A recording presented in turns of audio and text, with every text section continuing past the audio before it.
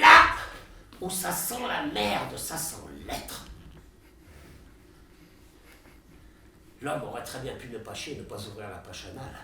Mais il a choisi de chier, comme il aurait choisi de vivre, au lieu de consentir à vivre mort. C'est que, pour ne pas faire caca, il aurait fallu se résoudre à ne pas être, mais il n'a pas pu consentir à ne pas être, c'est-à-dire à mourir vivant. Il y a dans l'être quelque chose de particulièrement tentant pour l'homme. Et ce quelque chose est, justement,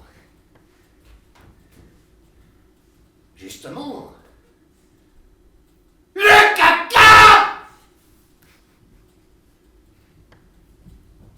Pour exister, il suffit de se laisser aller à être. Mais pour vivre, il faut être quelqu'un. Pour être quelqu'un, il faut avoir un os. Ne pas avoir peur de montrer l'os et de perdre la viande en passant. L'homme a toujours mieux aimé la viande que la terre des os. C'est qu'il n'y avait que de la terre et du bois d'os et pas de merde. Et il lui a fallu gagner sa viande.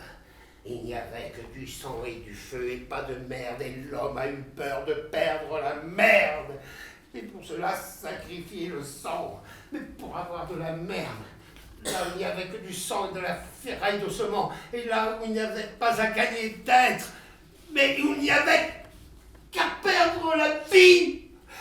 Oh, rece modo toi direditza taudari. Topadera, coco. Là, l'homme s'est retiré, il a fui. Alors, les bêtes l'ont mangé.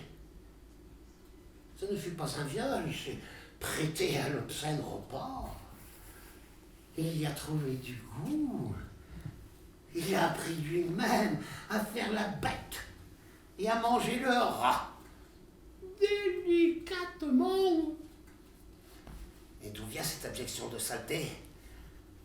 De ce que le monde n'est pas encore constitué, ou de ce que l'homme n'a qu'une petite idée du monde et qu'il voudrait éternellement la garder. Cela vient de ce qu'un beau jour, l'homme a arrêté l'idée du monde. Deux routes s'offraient à lui, celle de l'infini d'or et celle de l'infime dedans. Et il a choisi l'infime dedans. Là où il y a qu'à presser le rat, la langue, la niche ou les glands. Et Dieu lui-même a pressé le mouvement.